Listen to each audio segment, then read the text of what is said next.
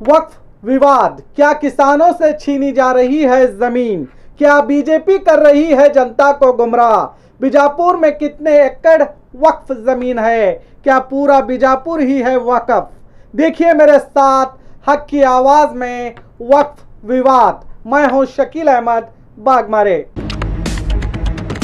वक्फ मामला आज हर अखबार की, हर टीवी चैनल की पहली खबर बनी हुई है। अखबार हाथ में उठाइए तो वक्फ विवाद, न्यूज़ चैनल को ऑन कीजिए तो वक्फ विवाद चल रहा है। और पूरे देश में आज बीजापुर वक्फ ज़मीन विवाद में पहली खबर बना हुआ है। देश के बड़े से बड़े न्यूज़ चैनल्स बीजापुर की सरजमीन पर भी पहुंचे और इस न्यूज़ को नेशनल लेवल खबर बनाने में कोई कमी नहीं की, मगर नेता से लेकर मीडिया तक वक्फ पर झूठा ज्ञान बांटते हुए दिखाई दिए। झूठ की तो इंतहा हो गई। कोई कहता है हिंदुस्तान को पाकिस्तान बनाना चाहते हैं, तो कोई कहता है वक्फ ट्रिब्यूनल भी इन्हीं का है, जज भी इन्हीं के, फैसला भी इनका। कोई कहता है ये अब हमारे घर को भी वक्फ डिक्लेयर कर देंगे। किसानों की ज़मीनों को कब्जा करने की बात कही जाती है। यहाँ तक ये भी कहा जाता है अल्लाह क्या रियल एस्टेट कारोबार करता था। अस्तगफिरुल्लाह, झूठ पर झूठ बोलने की बयानबाजी की जाती है। पहले तो आपको ये जानना चाहिए ये सभी ढोंगी हैं, नाटकबाज हैं और पार्टियों के रंग में रंग कर झूठ की कंपनी इन्होंने खोली हुई है। वक्फ ट्रिब्यूनल कोर्ट को ये आखिरी कोर्ट के तौर पर प्रेजेंट कर रहे हैं जनता में, अपने अनभक्तों में। मुसलमानों का खुद का कोर्ट है कहा जा रहा है, ये पहला झूठ है। वक्फ ट्रिब्यूनल कोर्ट को हुकूमत ने ही बनाया और इसमें सभी धर्म के जज रहते हैं। और दूसरा, ये आखिरी कोर्ट हरगिज नहीं है। अगर आपको लगे कि आपके साथ इंसाफ नहीं हुआ है तो आप हाई कोर्ट का भी दरवाज़ा खटखटा सकते हैं और यहाँ तक कि सुप्रीम कोर्ट को भी जा सकते हैं। यानी आपको पूरा अधिकार है, मगर ये नेता झूठ फैला रहे हैं। इनका दूसरा झूठ, ये हमारे घरों को भी वक्फ डिक्लेयर कर देंगे। तो ऐसा नहीं होता, क्योंकि कानून किसी धर्म के बाप दादा का नहीं है। तीसरा, किसानों के ज़मीनों को कब्जा करने की बात ये भी पॉसिबल नहीं है, क्योंकि ये सरकार ने ही तो किसानों को मालिक बनाने के लिए ही इनाम्स एबुलेशन एक्ट और लैंड रिफॉर्म एक्ट को लाया था, ताकि एक आम किसान भी ज़मींदार बने। इन सभी एक्ट की भी मैं जानकारी आगे देता हूं। और चौथा, भारत को पाकिस्तान बनाने की बात तो ये किसी के माँ के लाल में दम नहीं और ना ही कोई ऐसा सोचता होगा सिवाय नफरत बांटने वालों के। और पांचवा, क्या अल्लाह रियल एस्टेट कारोबार करता था? अस्तगफिरुल्लाह। पहले तो इन नफरत बांटने वाले नेताओं को वक्फ क्या है ये ही नहीं पता। अल्लाह के नाम पर छोड़ी गई ज़मीन को वक्फ कहते हैं, यानी अब इस ज़मीन पर कोई इंसान अपना हक साबित नहीं कर सकता। वो ज़मीन अल्लाह की राह में दी गई है, जिस ज़मीन पर अब आप या तो मस्जिद या मदरसा बनाइए या स्कूल कॉलेज हॉस्पिटल बनाइए या कोई ऐसी चीज़ बनाइए जो अल्लाह के बंदों के लिए काम आ सके। और इसका ये मतलब निकालना और अल्लाह को कारोबार कहना, अस्तगफिरुल्लाह, ये गलत है। मुजराई ज़मीन क्या है मिस्टर प्रहलाद जोशी? क्या मुजराई ज़मीन को भगवान के नाम पर छोड़ी हुई ज़मीन नहीं कहते? क्या कोई उस पर भी इस तरह के शब्दों का इस्तेमाल करें तो कैसा लगेगा तुम्हें और हिंदू धर्म के मानने वालों को? अपनी गंदी सियासत के लिए मुस्लिम धर्म के मानने वालों के भावनाओं से खेलना कहाँ तक सही है, ये जनता को सोचना चाहिए। नेता तो जानबूझकर ऐसी हरकतें करते हैं क्योंकि इनके अधिकार की हवस ने इनकी आत्मा को मार दिया है। जो किसानों को नोटिस देने की बात पर जो बवाल किया जा रहा है, वो इनकी सरकार में भी बीजापुर समेत कई जिलों में किसानों को नोटिस दिया गया था। और जो आज किसानों के रक्षा के रूप में सामने आ रहे हैं, उस वक्त कहां थे जब आप ही की सरकार में इन्हें नोटिस दिया गया था? आपके मुख्यमंत्री ने वक्फ की ज़मीन के बारे में क्या कहा था, याद है ना, जो अब सोशल मीडिया में तेजी से वायरल हो रहा है। इसकी एक क्लिप सुनिए। प्रॉपर्टी कापाड़ಕೊಳ್ಳುವಂತದ್ದು ನಿಮ್ಮ ड्यूटी। जो खुदा का प्रॉपर्टी है वो लूट गया तो, और आप आंख बंद करके बैठे तो लूटने वाले से ज्यादा आप मुजरिम हो जाते हो। ये पिछले बरस में मोर देन 2000 crores ಪ್ರಾಪರ್ಟಿ ಖಾಸಗಿಯವರ ಹೆಸರಿನಲ್ಲಿ ಆಗಿಬಿಟ್ಟಿದೆ। ಎಲ್ಲಿವರೆಗೂ ಪೂರ್ಣ ಎಷ್ಟು ಒಂದೊಂದು ಇಂಚು ಪ್ರಾಪರ್ಟಿ ವಾಪಸ್ ಬರೋದಿಲ್ವೋ ಅಲ್ಲಿವರೆಗೂ ನೀವು ಸುಮ್ಮನೆ ಕುಂದ್ರಬಾರ್ದು, ನಾವು ಸುಮ್ಮನೆ अंदर के आदमी का अंदर का काम है। ಇದ್ರ ಬಗ್ಗೆ ಜಾಗೃತಿ ಆಗಬೇಕು ಸಮುದಾಯ।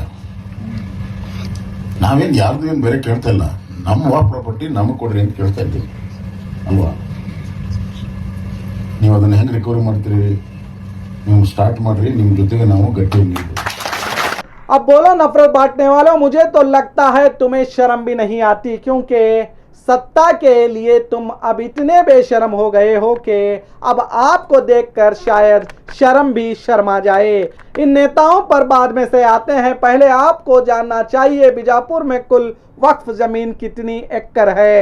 बीजापुर ज़िले में कुल ज़मीन गैजेट नोटिफिकेशन के मुताबिक 14,201 एकड़ 32 गुंठे है, और 14,201 एकड़ में से 11,835 एकड़ जमीन लैंड रिफॉर्म्स एक्ट के तहत ली गई है, और 1459 एकड़ 26 गुंठे जमीन इनाम्स एब्यूलेशन एक्ट के तहत ली गई है।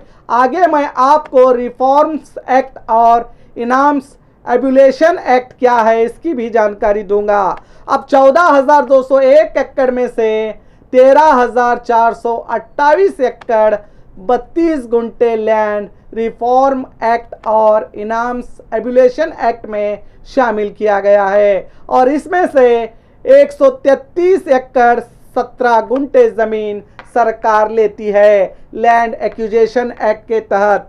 Total waqf properties as per gazette and CR के मुताबिक 14,201 एकड़ 32 गुंठे थी। अब इसमें से वक्फ के हाथों में 773 एकड़ बिना किसी विवाद के मौजूद है। अब लैंड रिफॉर्म एक्ट के तहत और लैंड एक्विजिशन एक्ट के तहत 12,083 एकड़ 17 गुंठे ज़मीन दी गई है, और बची हुई ज़मीन 1,345 एकड़ 15 गुंठे को इंक्रोचमेंट किया गया है, जिसमें 26 एकड़ 13 गुंठे इलीगल ट्रांजैक्शन किया गया है, यानी झूठे पेपर्स बनाकर धोखा दिया गया है, जिस पर वक्फ बोर्ड ने अदालत में दावा डाला है। और 1,319 एकड़ 2 गुंठे ज़मीन पर इलीगल पोजीशन यानी गैर कानूनी तौर पर कब्जा किया गया है, जिसे खाली करने के लिए वक्फ बोर्ड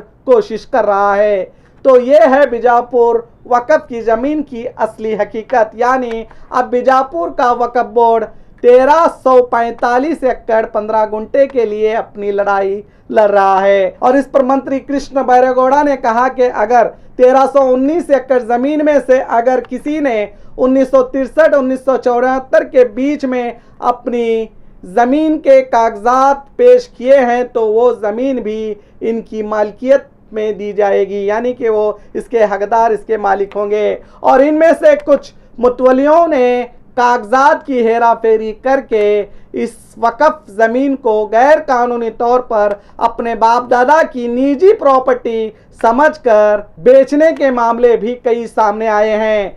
इनका हिसाब तो इन्हीं का अल्लाह करेगा, और हक हक ही रहेगा। चलिए अब जानते हैं इनाम्स एब्यूलेशन एक्ट 1955 और 1994 अमेंडमेंट एक्ट क्या होता है। इनाम्स एब्यूलेशन एक्ट उन ज़मीनों के लिए लाया गया जो ब्रिटिश और राजा महाराजा ने अपने सेवा करने पर अपने चाहने वालों को सम्मान के रूप में ज़मीनें दिया करते थे। किसी व्यक्ति को या मंदिर, मस्जिद, मठ या धार्मिक या चैरिटेबल इंस्टीट्यूशन को इनाम के तौर पर दिया जाती थी और इनाम लेने वाले उस जमीन का मालिक हो जाता। कर्नाटक में इनाम्स एबुलेशन एक्ट लागू हुआ और इस एक्ट में ये तय किया गया ये ज़मीनें अब सरकारी रिकॉर्ड में लाई जाएंगी और असलियत में जो ज़मीन पर कब्जा कर रह रहे हैं उन्हें उसका अधिकार दिया जाएगा। इस एक्ट के तहत इनाम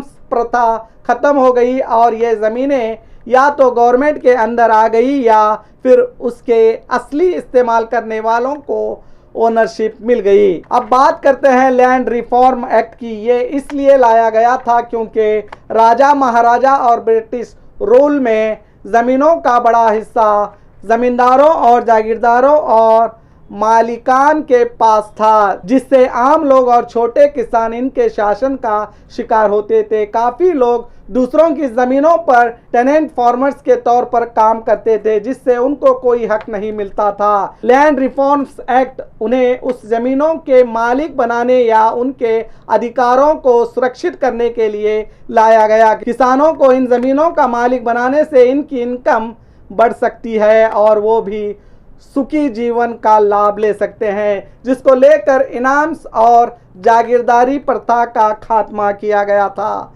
इस एक्ट में पहले तो जमींदारों की ज़मीन की एक मैक्सिमम लिमिट तय की गई और जो ज़मीन इस लिमिट से ज़्यादा थी उसे गवर्नमेंट ने कब्जे में लेकर गरीब किसानों में बांटना शुरू किया। अब आप समझ गए होंगे इनाम्स एबुलेशन एक्ट और लैंड रिफॉर्म्स एक्ट के बारे में। इस लैंड रिफॉर्म एक्ट और इनाम्स एबुलेशन एक्ट के तहत कुल बीजापुर ज़िले में 13,428 एकड़ 32 गुंठे ज़मीन शामिल है, जिसमें 12,083 एकड़ 17 गुंठे सरकार ने गरीबों को और किसानों को दी है और सरकार ने भी ली है और बाकी बची हुई 1345 एकड़ 15 गुंठे में अदालत में दावा चल रहे हैं। अगर आपको वक्फ जमीन की पूरी जानकारी और नेताओं के झूठ का पता चला है तो इस न्यूज़ को ज़्यादा से ज़्यादा लोगों तक पहुंचाइए ताकि इन्हें भी पता चले।